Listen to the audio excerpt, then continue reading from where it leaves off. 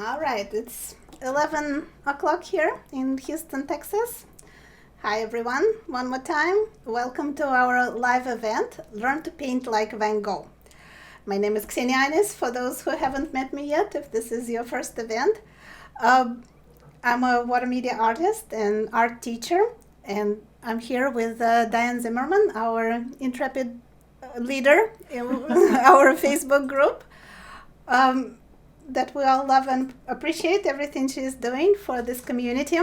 We're in Houston, Texas, and Diane is at the computer. She's reading your comments and helping me with answering everybody.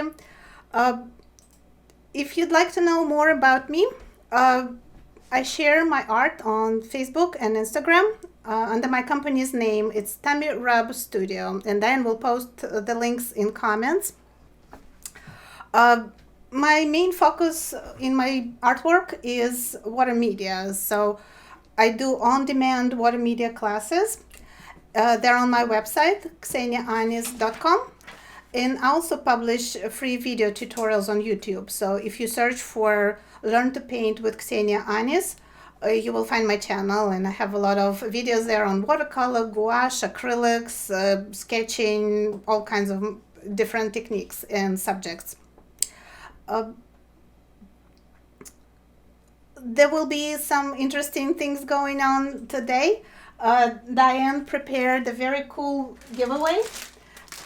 We have an apron from the that's such a Artist cool Live. apron too. Yeah, so, when we paint, we need protection from all the paint splatters. So one person, random winner, will get this apron. Diane will take care of sending it over. And also I prepared on my website, on the store page, I have some discounts on classes, and I'll tell you about that in a little bit. So today we will talk about painting in the style of Vincent van Gogh. I think we should start painting right away. I'll just run it by you guys, my plan for today. We have about an hour and a half. So I think we should start painting. Van Gogh painted with oils, but we will be painting with watercolor and some other materials. We will be using gouache and a liner tool, like I will be using oil pastels. I think we should start with watercolors first, let them dry, and then I will talk a little bit about Van Gogh's style of painting. We all know him, but I just wanted to share some kind of personal things that I feel about his art and why I think it's important to learn from him. And then we will finish our sunflowers, and I will answer all your questions and tell you about our special offers today. And then, we will have time to talk about I told you about the gift, and we will have some more time at the end for questions. For those who will be painting, you might need a little bit more information, and some things might come up. So one quick question is, why the pins when you already have it taped down?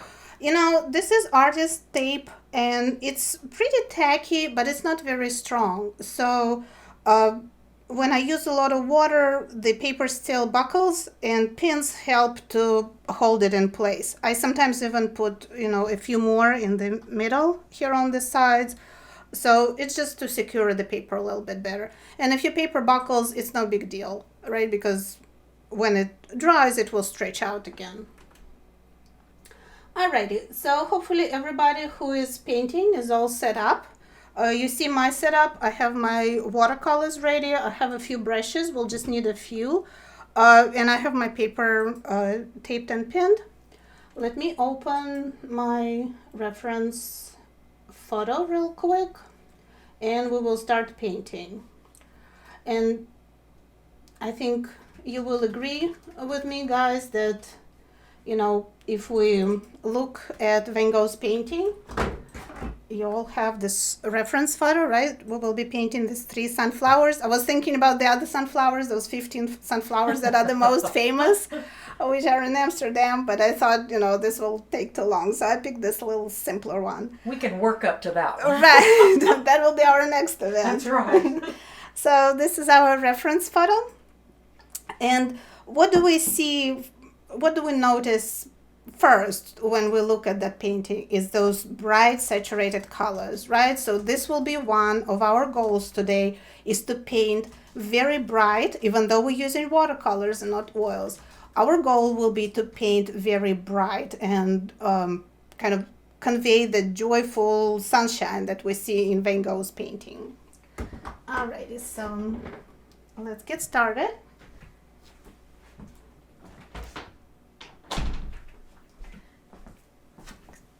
All right, get our colors.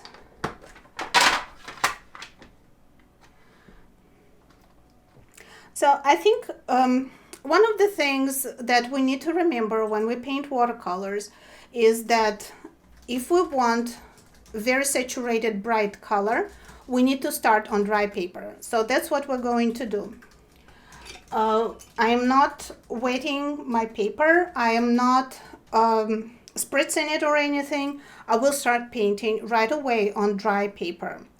And another important thing that we need to remember about painting with watercolors, if we want saturated color, we need less water and more pigment, right? And how do we get less water and more pigment? We use a flat brush. So this brush doesn't hold a lot of water. If I get it wet in my water bucket, I will squeeze it off, and when I pick up pigment, I will pick up more pigment than water, and that way the colors that I paint will be very saturated. So after we understand this, we can start with this sunflower. I'm using lemon yellow, and you will see, guys, that I will not worry about the outlines. I didn't even draw all the petals on the sunflowers, because the cool technique that I'll show you after the watercolor is dry will make it all work out without us spending a lot of time on painting every petal very carefully. So we just throw paint on paper, approximately covering those sunflower shapes. So if you're painting with me, I'm starting with lemon yellow, then I'm going to use my new gouache and maybe some permanent orange. Whichever yellow colors you have, don't worry about it, just throw them on paper. I'm just looking at the painting and trying to approximately replicate what we see. We're not trying to be, pass our painting for Van Gogh or anything like that. We just want to learn from him, right? And the first thing we're trying to learn is that using those bright saturated colors and be bold with color. I see some lemon yellow in this sunflower as well. And you see, with flat brush, I get very bright saturated color right away. New gouache, maybe in some spots, not everywhere. And see, also with the flat brush, I can kind of create shapes very easily without, moving the brush or working on the brush strokes. It's very easy to paint with a flat brush. Add some here. And we also can work on the leaves. So our yellow is more or less in place. I'm going to take a smaller brush. I think I need some orange a little bit in the centers.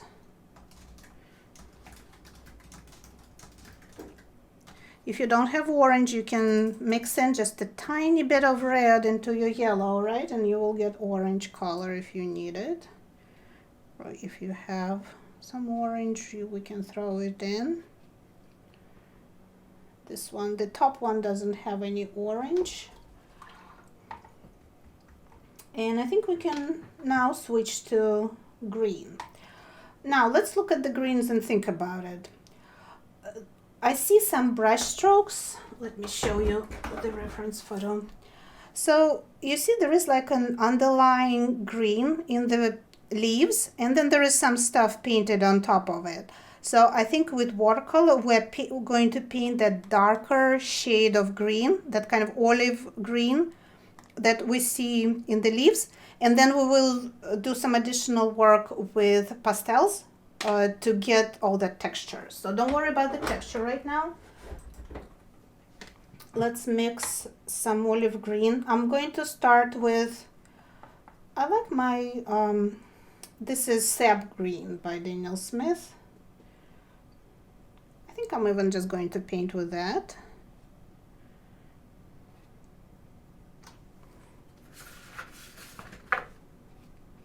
But if you wanted more olive, you can always mix just a tiny bit of, not New Gamboge, but maybe permanent orange. Yeah, a little bit of orange will work with the green to kind of tone it down and make it more olive color.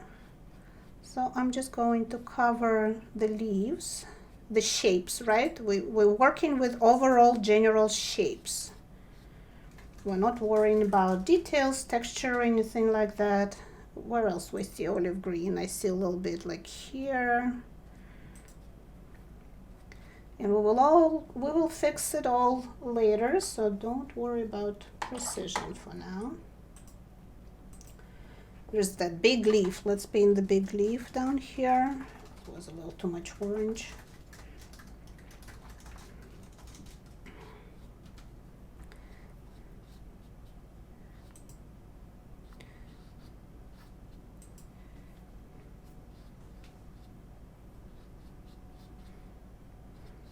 Just following the shape that I see in the reference photo. Not worrying about the details. And there is a leaf here too. Let's paint that. Kind of follows the shape of the vase. Okay, and then we have some slightly lighter leaves, so I'm going to add some yellow, maybe even lemon yellow to my sap green. So you see, with just one green color I can paint quite a few shapes here. I'm just going to throw it on here. There will be a stem here. It's not green, but I'm just going to paint it with green for now. There is a leaf here, not the right color, but we will fix it all in a minute. You will see what we will do. There's some leaves here. We can kind of, they probably will need to be repainted, reworked, but just as a placeholder. Okay, this is all good. We need to work on the centers. So this center is green, so I can apply the same green here. And then this center, if we not look at the texture, let's kind of figure out what's going on there. I see a little bit of olive green going like on this side and maybe on this side. So just add a little bit of complexity to the center. And this one, the upper one, it's all dark, but it does have a little bit of kind of underlying green tone to it. So we can just mark it so we don't forget about it. All right, this is all done. We need to paint the vase. So we need more of that light green. So lemon yellow mixed with a tiny amount of sap greens. Just cover the whole shape. Don't worry about the shadow or anything like that. You don't need highlights. I'm even going to paint the whole thing.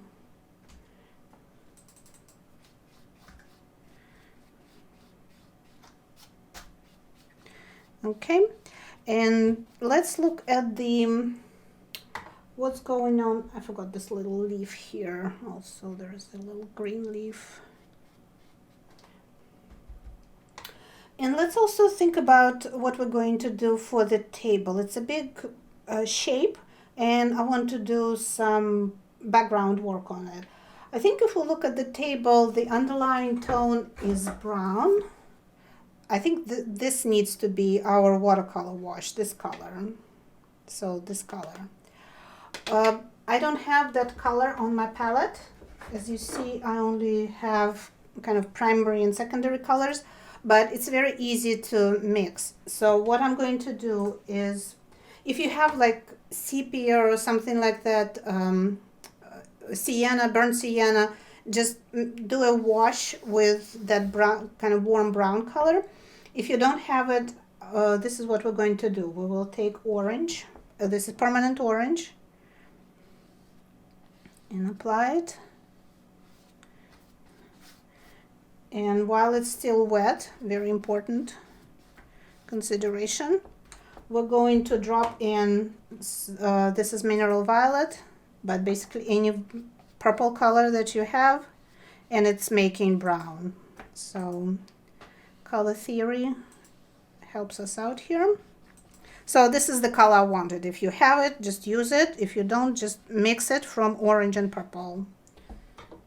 And I'll do this the other half.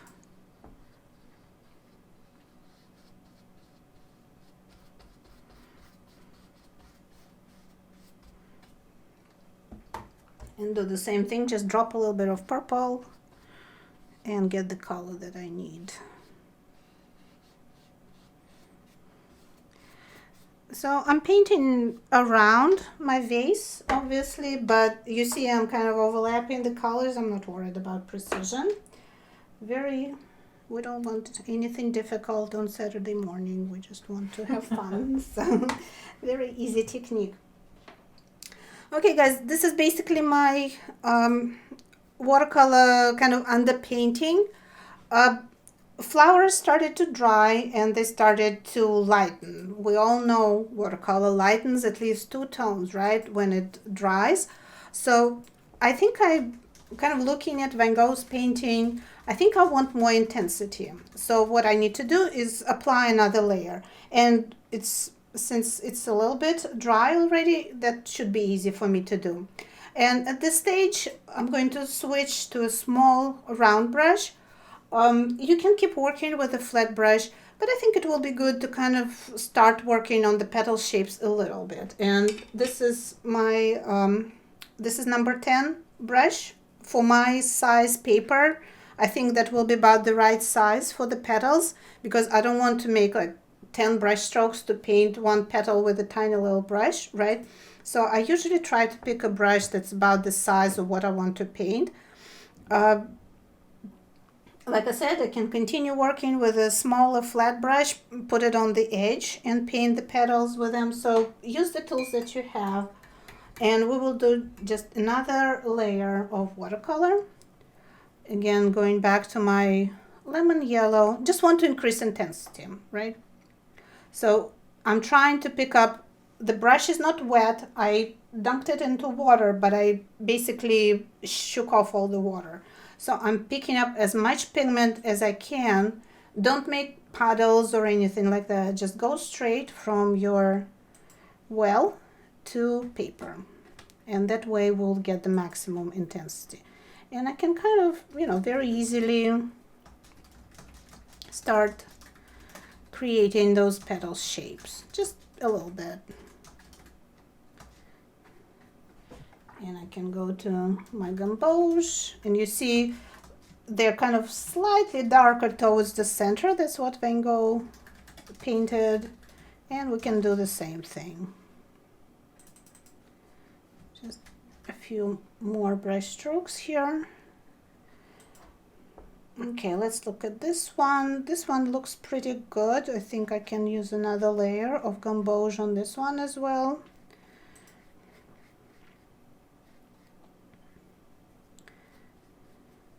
But it still has some lighter areas, so I'm going to use more lemon yellow on this one too, and it's got a little bit of texture. I know this leaf overlaps, and that's not what we see in the painting, but we will fix it all in a minute. This will be good, by the way, for the current challenge for mixed media, right? Because this will definitely be mixed media. You can all post and maybe win some prizes. Okay, and let's work on this one. Intensify New Gouache. kind of have all these petals going in every which direction, maybe even a bit of orange down here, and intensify the lemon yellow. What's the size of the flat brush you use? It's like a 1 inch? This one is 1 inch, this one is 1/2 inch.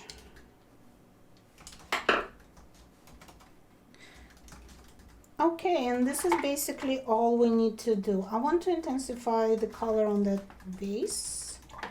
So I'm going to give it one more wash of sap green and lemon yellow. Everything lightened quite a bit when it dried.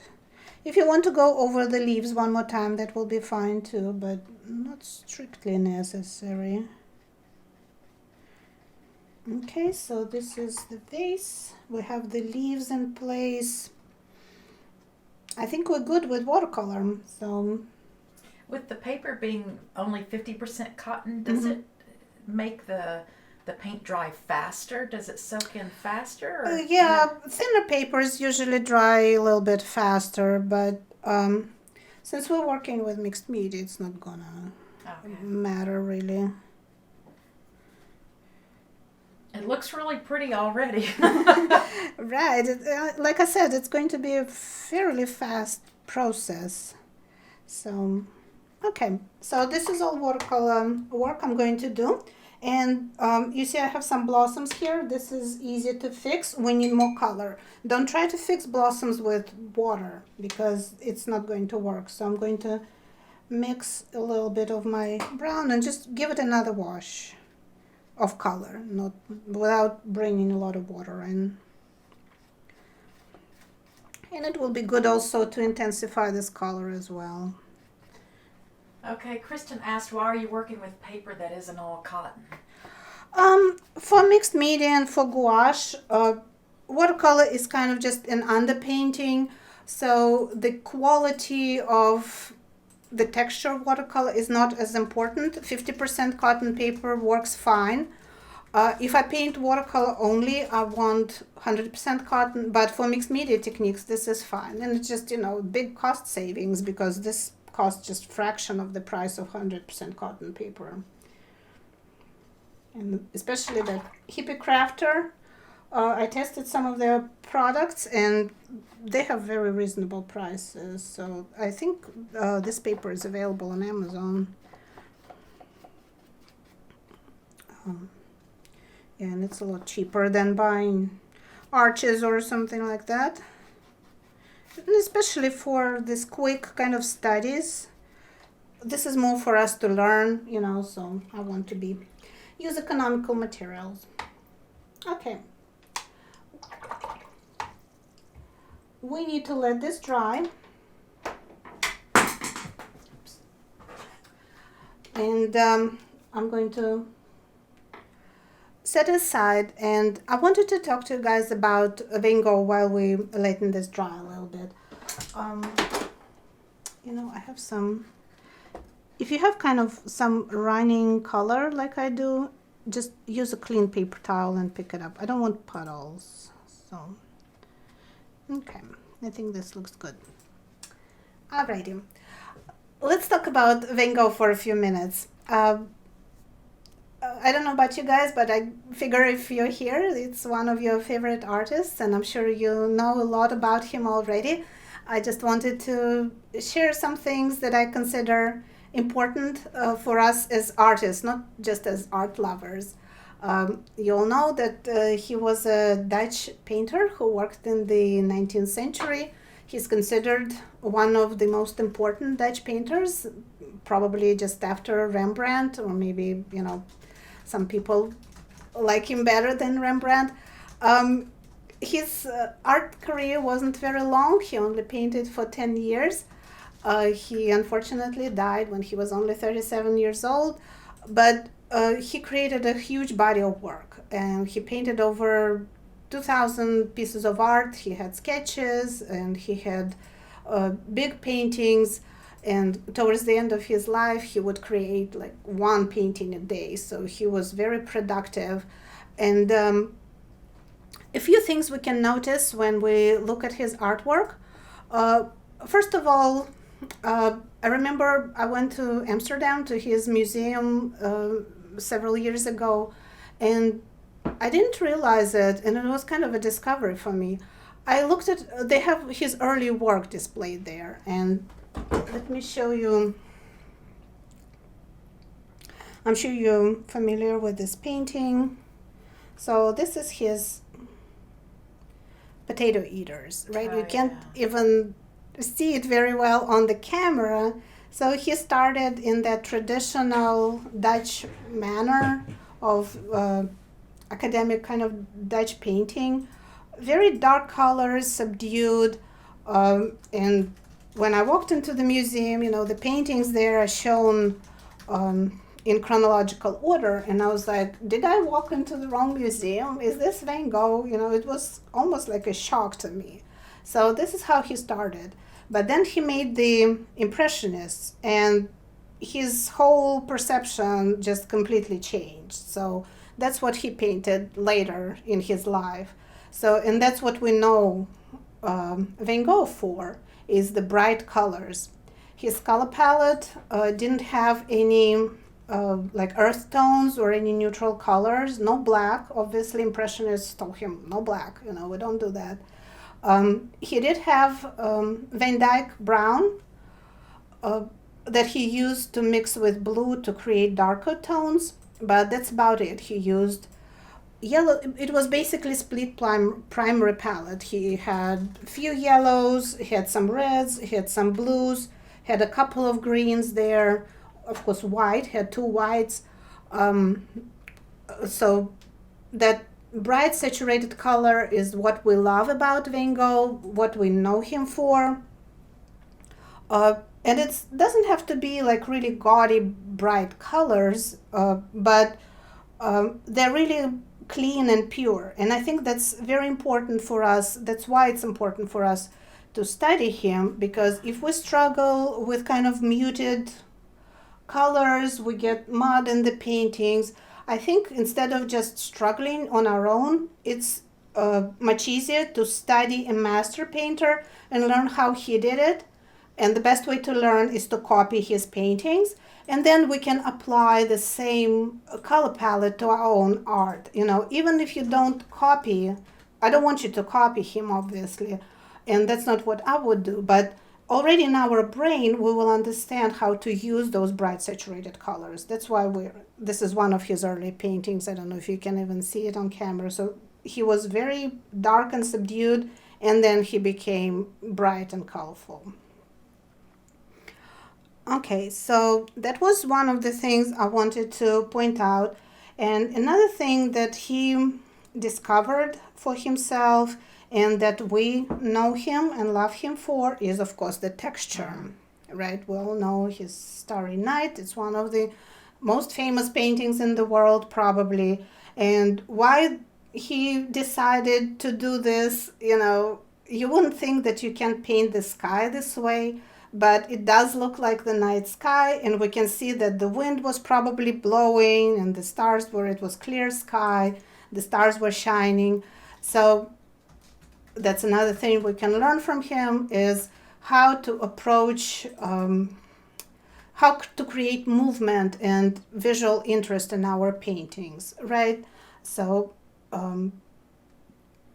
he painted alla prima after he kind of discovered his signature style. He didn't do like underpainting or layers of paint. He would just go out into the field, and I'll show you some more of his landscapes. And he will just paint, like, look at this one. You can tell it was a windy day with lots of clouds, and you can almost see the grass kind of moving in the wind. So we need to kind of think about it as well. And when we paint outside, or we paint a landscape, or whatever we want to paint, does my painting convey that atmosphere, or is it just, I'm formally copying what I see, So that's another thing that I wanted you to think about. he approached that. It's kind of taking your painting beyond what you see. Of course, Van Gogh is also famous, and he mentions it in his letters. He decided that cast shadows, score shadows, all that nonsense doesn't matter. So I like that. Right? Shadows are tough. Yeah, shadows are too hard. We're not gonna do it. And I mean, he succeeded. His paintings look great, very attractive, and we understand that this is a vase with some flowers, but he didn't paint any shadows on it. So this, maybe that's not what you want to do, but to just kind of even think about things from a different point of view, that will be very interesting and very stimulating for us as artists. And it's interesting also how he resolved the problem of creating form.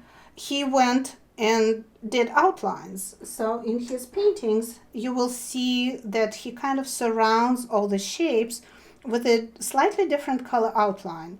And that helps to create form and even helps to create volume to a certain extent, right? So we will be doing this in our painting after watercolor dries. We will be adding some outlines, and like I said again, it's not something that you necessarily have to do in your own artwork, but to just think something to think about. Okay, and if we talk in general about Van Gogh's body of work and about his art, he painted all genre. We all know his flowers that we are studying today. We talked about his landscapes. He painted outside a lot, and he would go out and just create a whole painting in one day. So he was a very dedicated artist, and he painted everything he saw around him. Sometimes we think, I have nothing to paint. What am I going to do? He painted flowers. He painted his room, right? This famous interior painting. Again, if we look at it, no shadows. The objects are outlined with a slightly different color, and the color palette is very vivid, very kind of cheerful, even though he might not have felt that cheerful at the moment, we don't know. So landscapes, flowers, interiors, and he painted a lot of portraits. And when he didn't have anybody to paint, he painted himself. So we all know his famous self-portraits. He painted himself with a palette. Again, look at the brush strokes and look at the color palette. That's undoubtedly Van Gogh, and we immediately recognize him. So here's another him at his easel, and of course his famous self-portrait with his ear cut off. So he always managed to find something to paint, even when he was all by himself and isolated from his friends and family.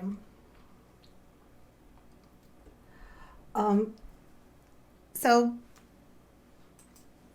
just in general, I wanted to, like I said, start you on the road of thinking about different approaches to art, using a different color palette that maybe you're accustomed to,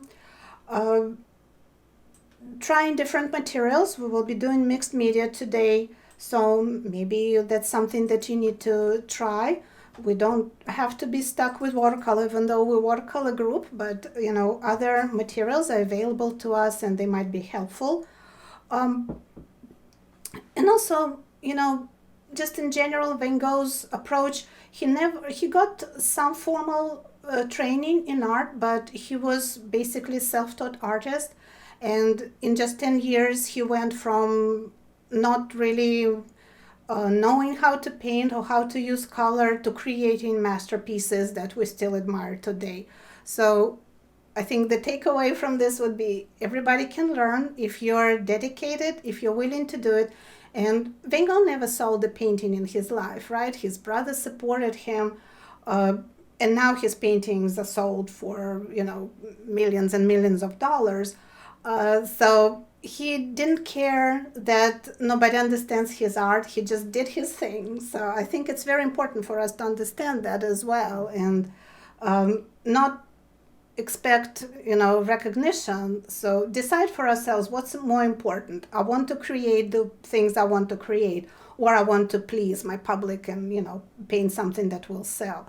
And I think if you're a true artist, if you're dedicated to your art, you will just do what your heart tells you to do. And Van Gogh is our example of just exactly that.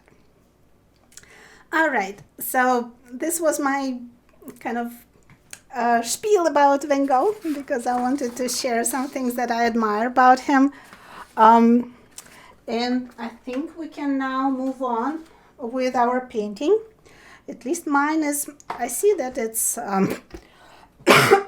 excuse me, it is still wet a little bit in the center here, but the edges are dry. And I can tell that if I look at it in the light, kind of at an angle.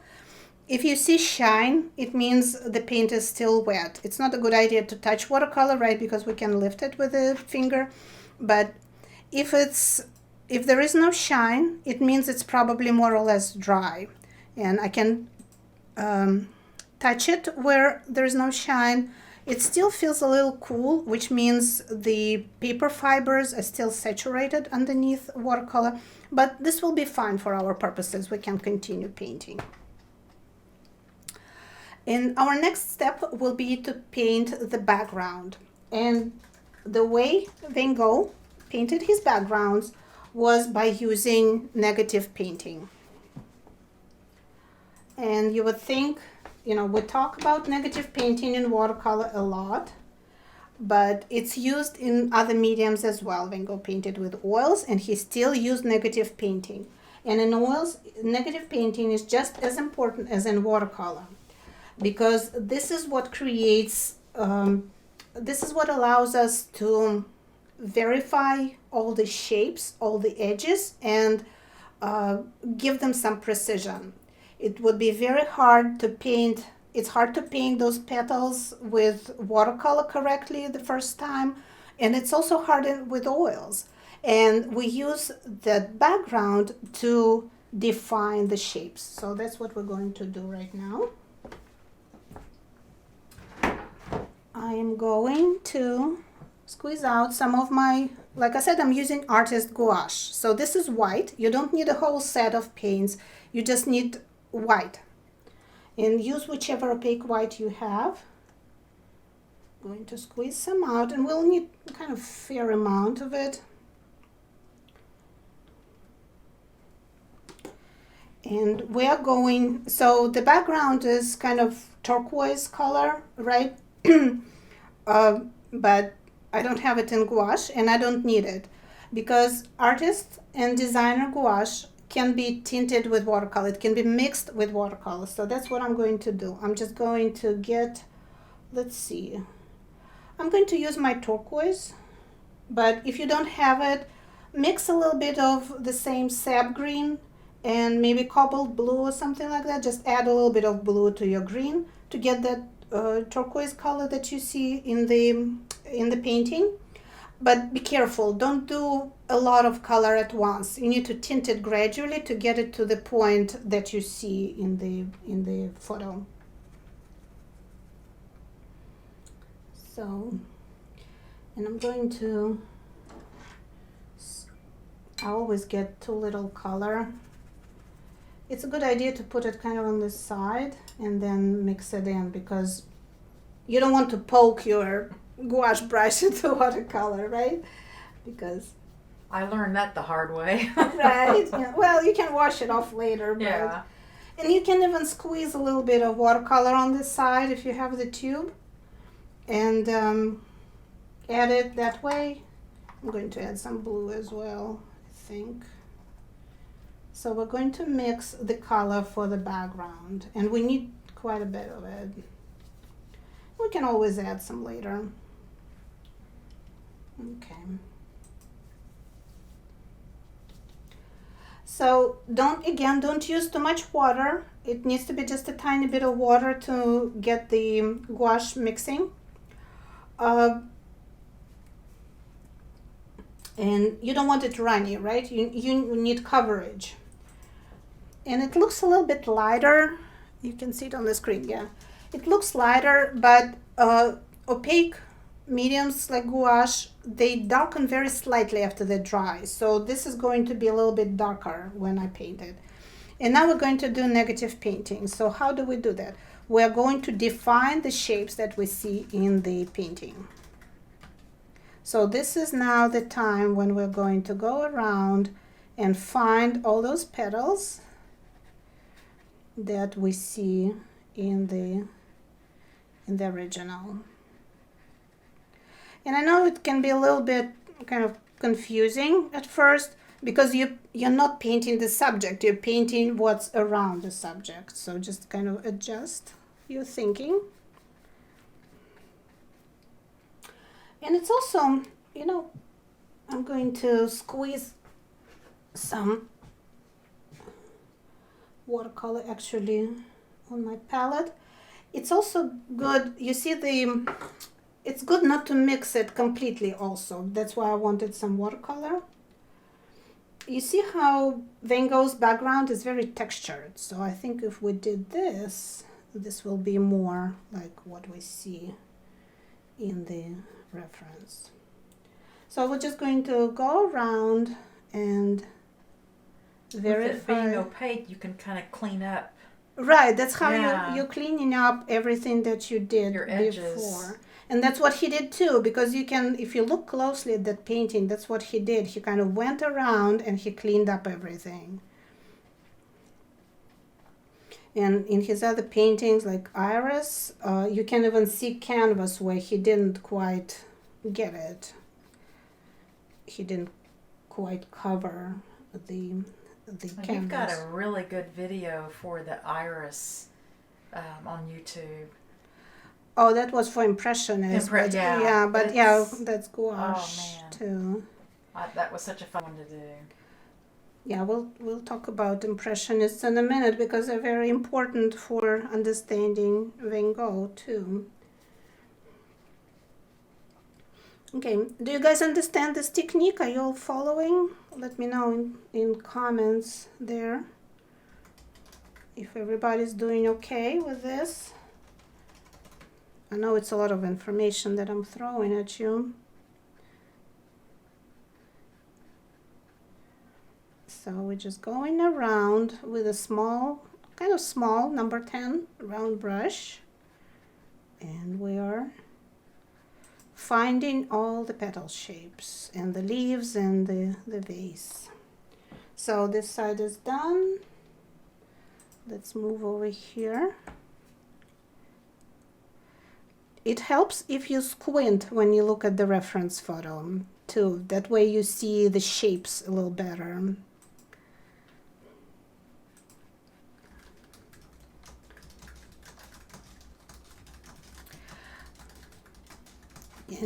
And I just wanted to mention, guys, I'm using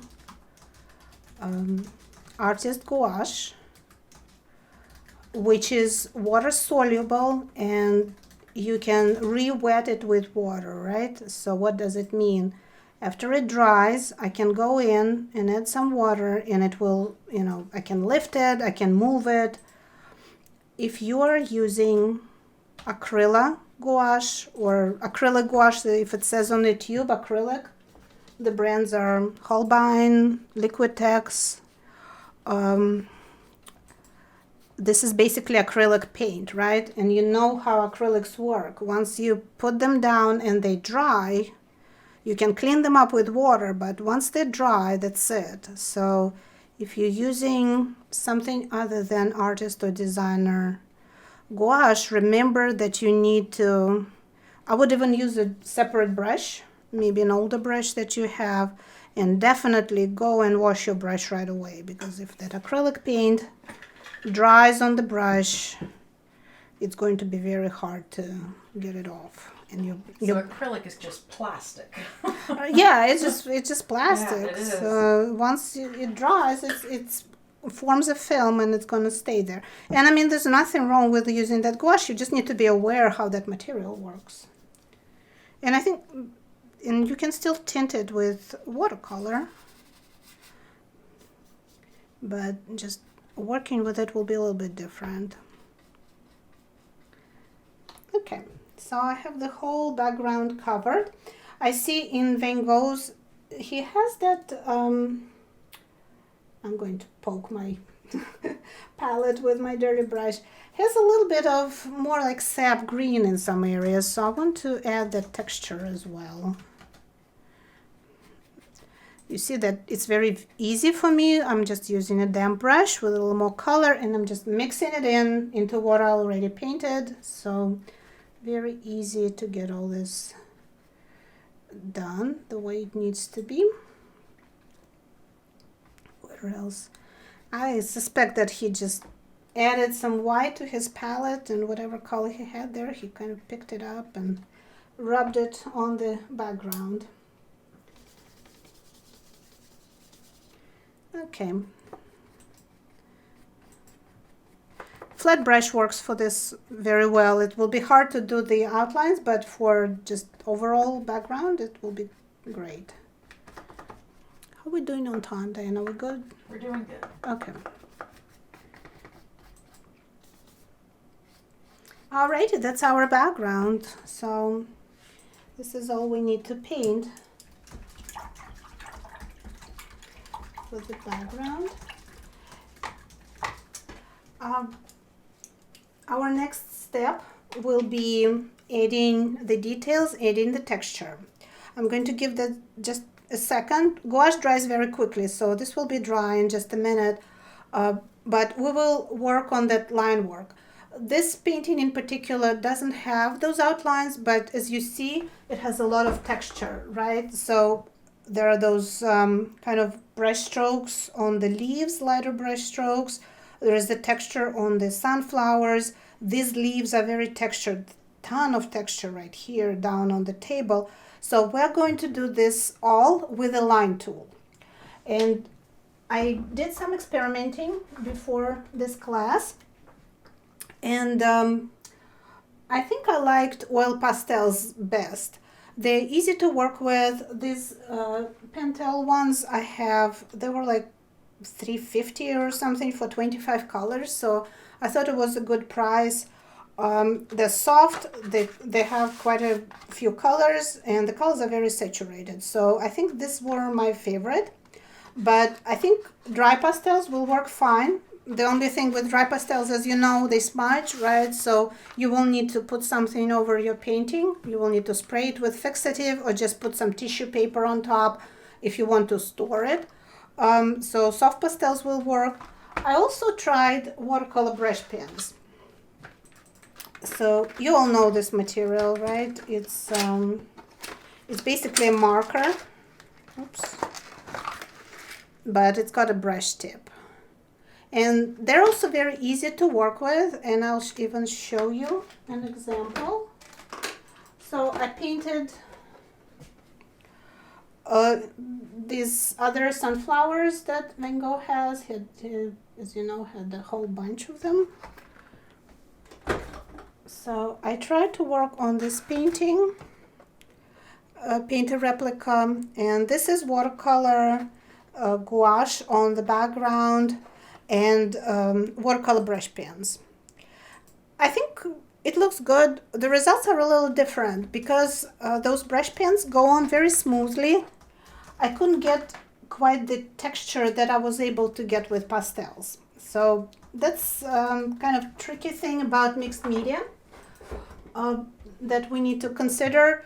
So it's a good idea to do a test first, right? Am I going to get the colors that I need? Because you know, we don't have unlimited color palette with these guys, and they're hard to mix, almost impossible to mix. So we do need the colors that we see that we will need to paint with, and also am I going to get the texture that I need. So this was one experiment, and here is the same painting that I did.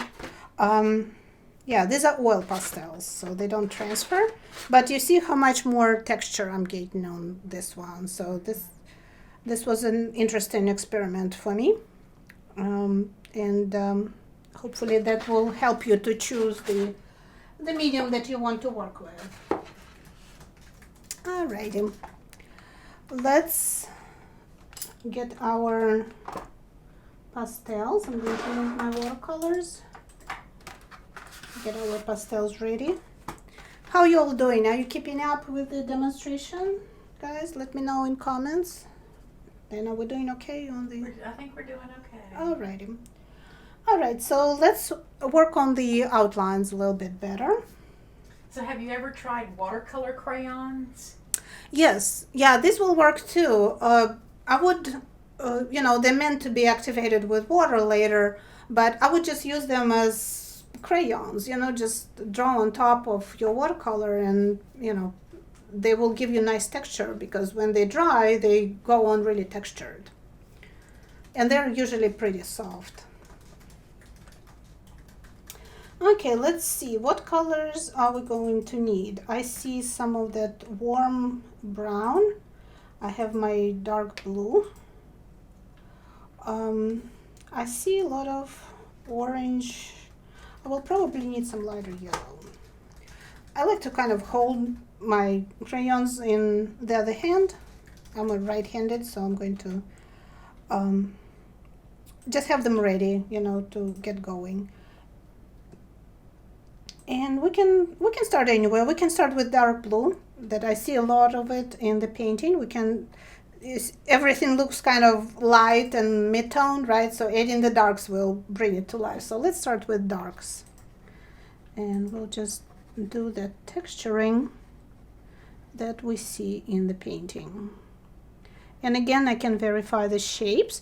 And if something didn't quite work out, I can always go back to my gouache, right? And kind of make corrections and, you know, do what I need to do there. Okay, that stem is dark, so let's do this.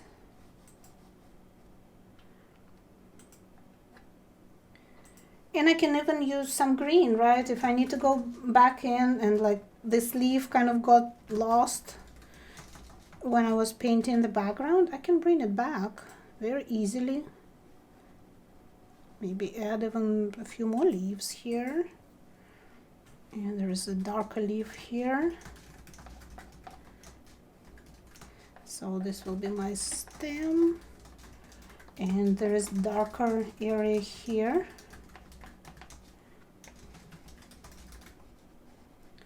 And you see how painting immediately comes to life, right? Those tonal relationships are always very, very important. Okay, Lauren is watching from Australia, and it's 3 a.m. My goodness. Ah, yes, Wake Lauren. up and paint. Yes, Lauren told me she's not going to go to bed.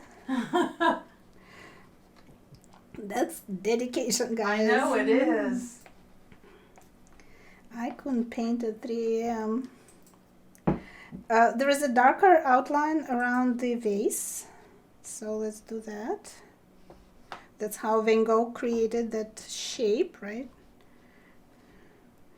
No shadows. And there, we can already start moving to the table here with some darker lines. There's a darker line here. And there's a dark line here. Okay. And between these two sunflowers, we have something going on, something dark. And also we need to paint the texture on the centers, right? And let's do it this way. We will do some brown. So are you going to blend or smudge the oil pastels? No. We want the texture, because if you look at the painting, it's not smooth. He has a lot of texture going on. So just leave it as it is, and it will look better that way too. And if you're using dry material, don't smudge it. That's why I didn't quite like those brush pens. I mean, they work, but they don't look like this. They're good as practice, but I would get something textured. Maybe even color pencils will work. If you're working on a smaller scale, you know.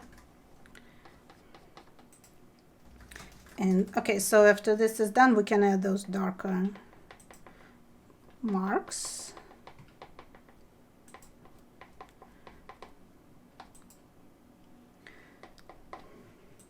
Okay, and maybe a little more texture on this one. It looks pretty good, but it can use a little texture as well. Okay, let's see. Well, we need to work on this center, right?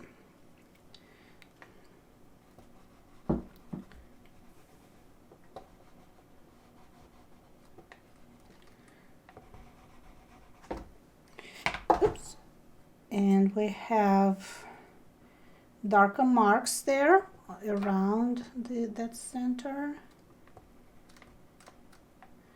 And here. And this is brown. We'll have green in there already, but there's a little bit of yellow that I lost, so I can try to bring that back as well with a marker. And I think I need some light colors as well. So let's see. See how much texture there is on this leaf? So I'm going to use my light green, or maybe even light yellow will work on this. So I want to kind of do some negative painting on this. Yeah, that green is a little too intense. Let's use the yellow and see what happens. I think my paper is still a little wet. That's why I can't really paint on it. Let's see. Yeah, I'm getting a little bit of color, but not enough. But I'll show you what we're going to do, guys. Hold on.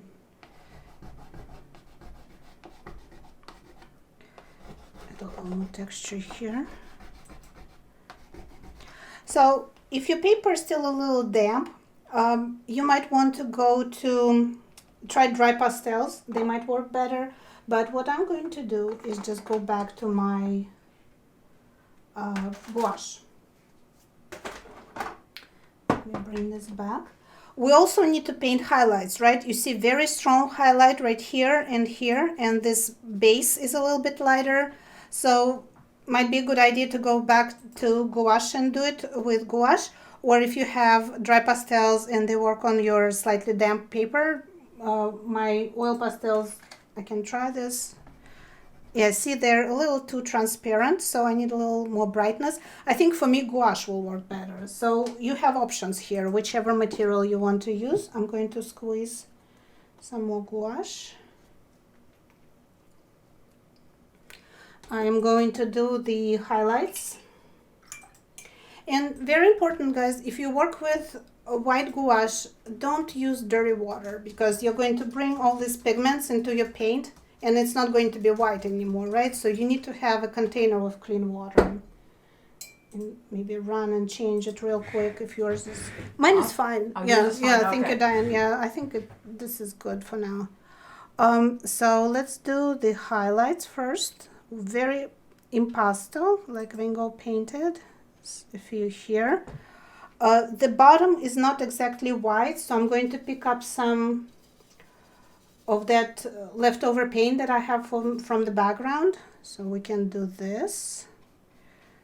That design that we see on the vase. And we don't have to cover the whole thing. It's kind of, you know, look at the painting and see what's needed. So we can correct the shape a little bit. What else we need to do? We need to paint the texture. So it's very light green. So I'm probably need lemon yellow. Mix it in. And tiny amount of green.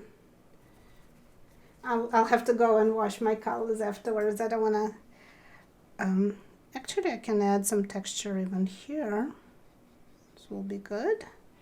And then I need to paint those textured leaves. So just a few brush strokes to create the texture that we see in Van Gogh's painting.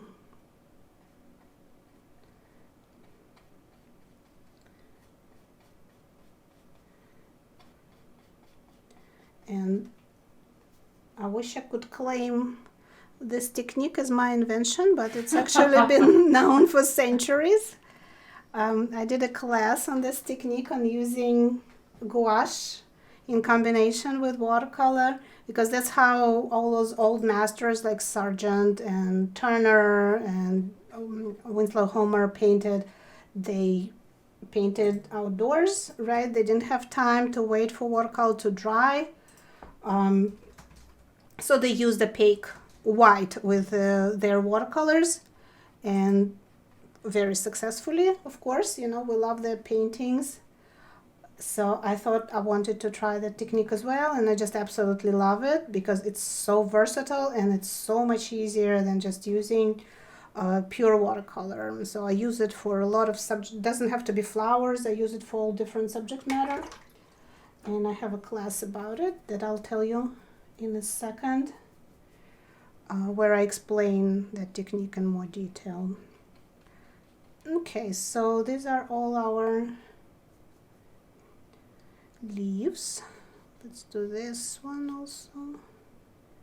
Maybe a few brush strokes on this one. Okay, you see how much more textured this painting is becoming. We need to do something on the table because it doesn't look like Van Gogh yet. He had a lot of different colors there, so we can add all this.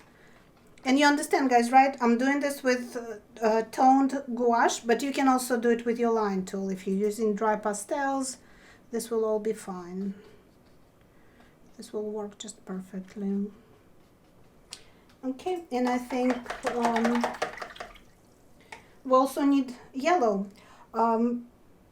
Let me go back to my pastels. Actually, I want to add some of that texture on this one. I forgot. A little more texture here. We have nice texture on this guy.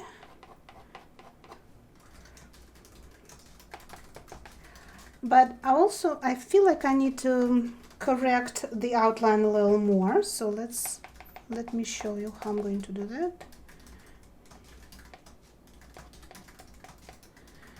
So we don't have to do like one color and then, or one material than the other. Just we can go back and forth, right? A little more definition to the petals. See all these different. It's amazing, just a few little marks and Yeah. what it does. I think that's why we love Van Gogh so much, is that his paintings look very effortless. I know that he struggled with his art and, you know, he was upset often, but they look like he just created them very spontaneously and very easily. And you don't have to try hard, to paint like that.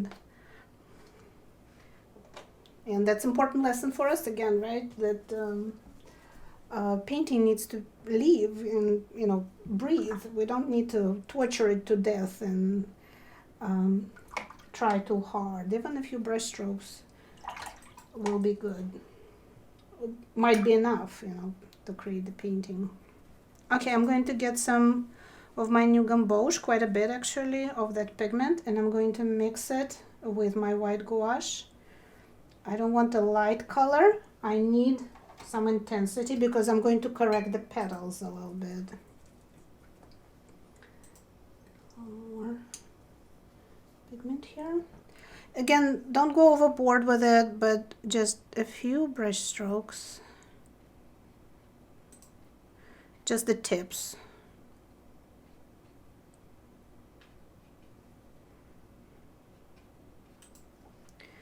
Maybe on this one, a couple spots.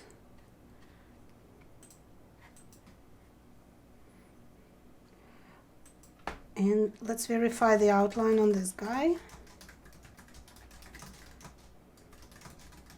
And see how my green kind of ran over, so I can correct this all with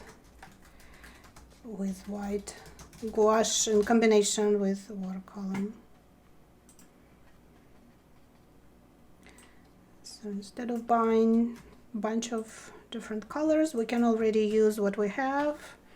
We have watercolors, and just white gouache will help us to greatly expand our possibilities of in our painting. And I see a lot of yellow. I'm going to mess up my gouache here. a lot of yellow on the table, so let's do that. There's some orange there too. Let's see if maybe I can do it with pastels.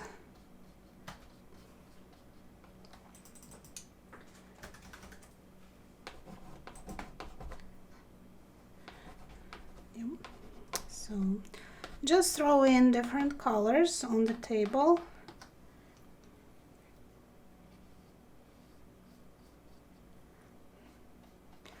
The thing about oil pastels is once you put them down, you can't paint watercolors on top of them, right? They will repel water. But if you use dry pastels, they're a little bit easier to work with. You can repaint them. The watercolor is not going to be as transparent, but they will be a little bit easier to repaint. So maybe dry pastels will be a little bit easier to use in this case. But I mean, whatever you have available, it's just an exercise that we are doing to understand Van Gogh a little better.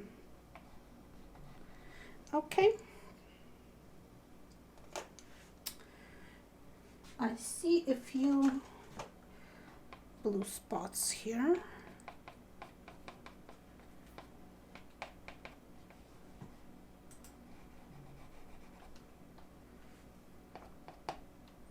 Okay, I think we're actually done. What do you think, Diane? Oh, that's really pretty. So I think that's all we need to do. And yeah, I'll show you the painting that you saw on Facebook. This is actually watercolor, white gouache, and dry pastels. So that's what I was talking about. But you can't touch it, right? It all transfers immediately, so it needs to be fixed after you're done. This one will dry and you don't need to do anything with it. But lots of opportunities of combining different materials and getting really interesting results here. All right. We have any questions, Diane? I want to talk about classes also. I don't think so. Okay, everybody's on the same page. Just a lot of thank yous, and oh my gosh, that's so pretty. Okay, well, let me show you guys. So 3 things we learned today. I just want to summarize real quick. So we talked about Van Gogh's style, right? And we talked about learning from him, but not to become another Van Gogh and copy him, right? We just want to learn his approach and learn from him and apply it to our own paintings. And I created a class about Van Gogh's Learn to Paint Like Van Gogh. It's available on my website, kseniaines.com. I want to give everybody who participated in this event and who is in Diane's group, I want to give a discount on actually 3 classes that I think will help you to continue to learn and continue to practice. So Learn to Paint Like Van Gogh is 75% off on my website. What that class talks about is that I copy 2 of his paintings. I copy the sunflowers, the bigger ones. This is all done with gouache, and I explain how to do it in detail. And oh my gosh, I love that one. And yeah, I love his iris, so I do his iris. I did a lot of research, so I actually made a correction. If you look at this painting online, it doesn't look exactly like this, but I did some research and that's the way it looked originally, so that's how I painted it. And I explain all that in the class. And then I try to apply what I learned from Van Gogh to my own painting. So I paint peonies, and there is a detailed demo, real speed, with every step explained, and I paint something in the style of Van Gogh. And I'll tell you guys, this is not something I would have done as an artist, but it kind of opened my eyes to whole new possibilities in painting. So it was really interesting experiment for me. And then I took what I learned a little bit further. I went on to Van Gogh's landscapes, and I did a replica of this one that I showed you. This is also gouache. And I did it again, not to just have a copy, but to learn from him. And I had a photo of a landscape that I didn't know how to approach, and Van Gogh kind of explained to me what I need to do. So this is my work and this is Van Gogh, and I kind of was able to figure out a lot of things that I didn't know. how to approach. And you also, the painting, let me show you one more time. So I took this landscape. I love the colors and I loved his approach to it. You know, I would have never thought about painting blue trees with yellow sky and red grass. And I took a photo also that I took in Italy, and I tried to apply this principle to that photo. And this demo is on my YouTube channel if you want to watch it. And I explain how to use his colors for your own painting. So the class and the YouTube videos will help you to continue learning. And if you want to do more in this direction, I'm hoping that, you know, I will be helpful in that journey for you. And another class that I have discount on is Impressionism with gouache. Van Gogh didn't appear out of thin air, right? He kind of tried to learn on his own, but when he met the Impressionists, that's what he found his style. And I have a class about French Impressionists. I paint, again, a couple of replicas. I study Renoir in depth, his roses. We paint a replica with gouache, and you all know this painting. This is Claude Monet, right? His water lilies. I explain how to paint them. So pretty. And then we do the same thing in that class. We try to apply what we learned to our own painting. So this was a photo of an iris, and I painted in Impressionist style, and I explain in the class how I do that. So if you're interested, you're getting 75% discount on that class as well. So do you have a hydrangea? Someone was asking about that. Hydrangea. I have daffodils. Daffodils. Yeah, so I was trying to apply Van Gogh's principles to my own flowers, so that was another version. So this is the one I did in the class, and this is one I did just to practice, you know, just to learn. And then, oh, maybe they're in here, Diane. The third class that I think might be useful is Paint Like the Masters. So it's about using opaque media in combination with watercolor. And it's a big class. It's like 3 hours, and I do 7 or 8 demonstrations, and it's all flowers if you're interested in flowers. And I talk more about that technique of using opaque white with watercolors. And this, I'll just show you the paintings that I do. Wow. So I did this one. This is watercolor with white gouache, and you don't need a million gouache colors or anything. You just buy one tube and you can do a lot of different things with it. So these were the snowdrops. These were maybe these ones. Yeah, this is actually allium, the decorative onions. And I show the lilacs. And I show how to use opaque whites with other materials than the brush. So we do this painting, we do this one, and I also show, if your painting is mostly watercolor, how white gouache is really helpful and important just for small corrections. So in this demonstration, I just use it very sparingly, but it makes all the difference. You know, it helps us to finish the painting. And this is mostly watercolor, but with that technique that we learned today, right? Mixing white gouache with different colors of watercolor and painting with it. So if you guys interested, it's all on my website, and hopefully you'll take advantage of the sale. We're going to keep it up for a week. And you can watch previews on the website as well, and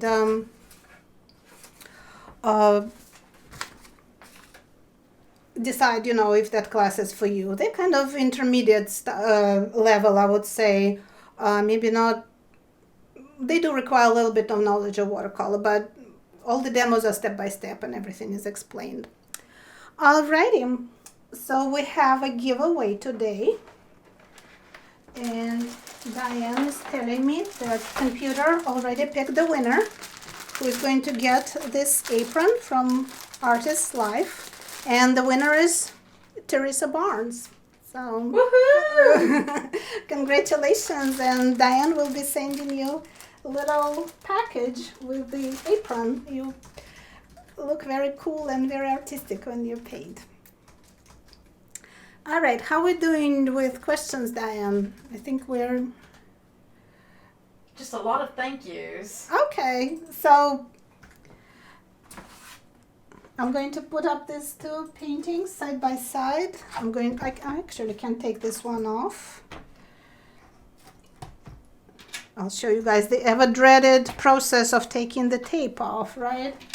Just another quick tip that we can talk about today. So don't rip it off like this, right? It needs to go to this side and go slowly. And gouache, especially if you're using like acrylic gouache, it's going to glue the tape, pretty firmly to the paper. So not to rip the paper, just go, kind of hold it flat and go to this side at 90-degree angle and go slowly. Mine hasn't been on for very long, so it comes off pretty easily. But sometimes, if you leave the painting for couple days, it becomes a little harder to take the tape off. And we get a nice clean edge and Wow, that is so more pretty. finished look.